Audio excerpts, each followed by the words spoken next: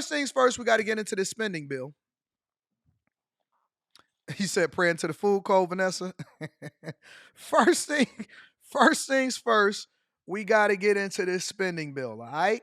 So, what you guys didn't know while you was sleeping or while you was focusing on Cardi B versus Offset, trying to drop all of the DMs and stuff like that. Republicans and Democrats was going at it.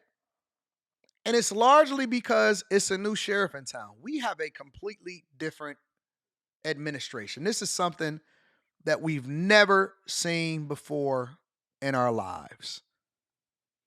We've never seen this before. You are watching and witnessing history in the making. And the reason that I say that is because we are used to politics as usual. We have a very, very, very, very, very unique time in history right now to where we are going to set the course, not just for ourselves, but for the future generations to come. This is not about us. 2025 through 2045 is not about us. This is about putting things in place and setting the course for what life is going to be for the people that come after us. Now, why do I say that? I say that because the people that came before us, they sold us out. They sold us out. Clinton sold us out. He sold us out to China. Bush the second, Bush the first, they sold us out. Obama, he sold us out. All of the people that came before us, they sold us out. They mortgaged our future in order to have a good time. They basically lived like the Wolf of Wall Street. Even black people, they had all of the unions, all of the good jobs. They made an egregious amount of money. They sold us out for drugs, sold off their homes, bought new cars, mortgaged our future and gave it to all of these foreign companies and these foreign countries. And now we sitting here bickering over scraps talking about, oh my God, inflation, tariffs. Is it going to raise the price of groceries? Whatever happened to making a sacrifice for the future generation, for our kids' kids? They won't appreciate it the same way that we don't appreciate the people that came before us that fought for our right to vote. In 30 years, 40 years, you'll be sitting here listening to these young whippersnappers. That's what we're going to be calling them, young whippersnappers. And they're going to be talking about how we don't know nothing. But we just going to have to eat that. You know why? Because that's just what young people do. They dumb. They dumb as hell. The same way that we try to convince people, hey, you need to participate in the voting process and not just vote, but become informed voters because your ancestors, they were getting hosed down. They were dying for the right to vote. You guys really need to participate in the process. And they say, man, I ain't voting. I don't care. Our vote don't mean nothing anyway. They dumb. It's okay. They dumb. They don't know their history. They never read a book. They don't even know how to read past the second grade level. You can't expect for them to appreciate it, but it doesn't mean that we're not supposed to be doing the right thing. Why? Because it's not about the glory that you get from the people. A prophet gets no honor in their own home. It's not about what you do for them so that you can get the appreciation. It's about doing the right thing when nobody else is looking. When it doesn't benefit you, when nobody is going to appreciate you, when everybody is going to turn their back on you, and when everything goes left, are you still going to do the right thing? Are you only doing the right thing because you think you're going to get some box, because you think that people are going to say, oh, you're the greatest of all time? Or do you do the right thing when nobody is looking and when you're not going to get any accolades as a result of it? Because that's what we're experiencing with this government right now. We have a unique opportunity. He hasn't even gotten office yet. We have a unique opportunity to right the ship, to not continue to pay an egregious amount of interest for mortgaging the future of our children and then letting the United States of America eventually collapse under the mounting debt and the bad spending habits and this diversity, equity, and inclusion and identity politics that we see happening in the culture today. It's not about us anymore. Our futures are set. But what are you willing to sacrifice for the people that come after you because we love you even when you don't love yourself? Even though you still a twinkle in your father's eye, I'm going to make a decision that is for best for you and you're not even born yet. That is the sacrifice. That is what makes America great. I need to run for office. Before I even get into this show, I need to run for office. My ability to improv a speech is incredible. Sometimes, and I know that people be feeling a certain type of way. Anton, you always saying that you awesome. You always giving yourself props. I'm good. I'm good. I am great at what I do. I am great. I need to be giving a speech. I should be running for office because my ability to inspire and bring people in, while that's absolutely helping them to understand what is important and what is at stake, even the way that I hope, this is the way that Obama holds his hands when he speaks. I need to run for office. Anyways, let's get into it. Trump and Elon Musk push Republicans to reject this deal, this bad deal, and here's why. Let's get into it. In the span of just a few hours, a massive bipartisan spending deal agreed to by leaders in both the House and Senate went from being on a glide path to passage to dead on arrival, killed by President-elect Trump, urged on by his influential advisor, billionaire Elon Musk. Now, Congress is racing to avoid a shutdown, which would halt some government services and leave many federal workers and military members without a paycheck around the holidays.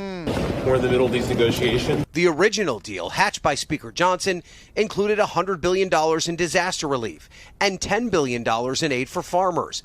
But it also included a long list of pet projects from lawmakers from both sides, like a provision to increase the pay of members of Congress. Some hardline Republicans already opposed. This is a sandwich. I don't know how else to say that. We're being forced into this. Musk will lead Trump's effort to cut government spending and has been close to the president-elect throughout the transition period. The billionaire regularly posting attacks on the bill, writing yesterday, "Who votes for this outrageous spending bill deserves to be voted out in 2 years." Facts. Trump himself. And that's the thing. They're putting everybody on notice. They're putting everybody on notice. Elon Musk, Vivek Ramaswamy, and Trump are working together to basically ensure that us over here at the United States of America and Americans are not doing business as usual. This is what Elon Musk reposted on X, and this is an accurate figure of what we pay inside of the United States of America. Interests, because it's not just about the federal debt.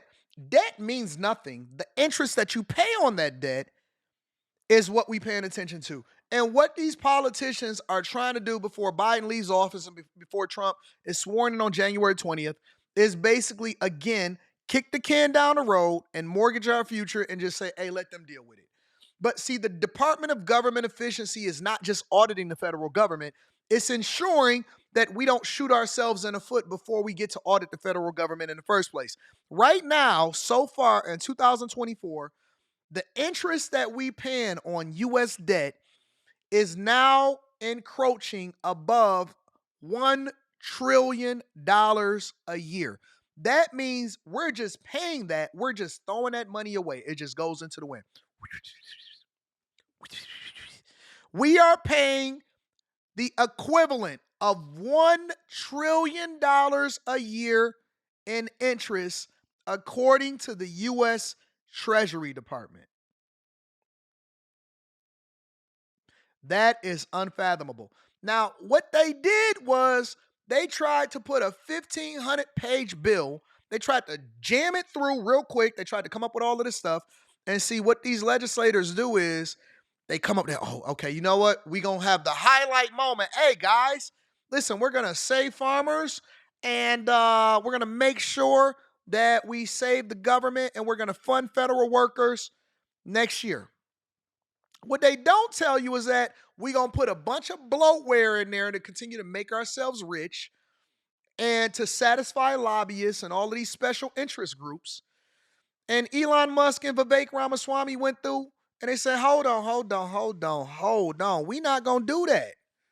We're not going to do that. We're not just going to let y'all shove a bunch of stuff through. We're not going to do that. As a matter of fact, this is what Vivek Ramaswamy posted and what he said about the whole thing.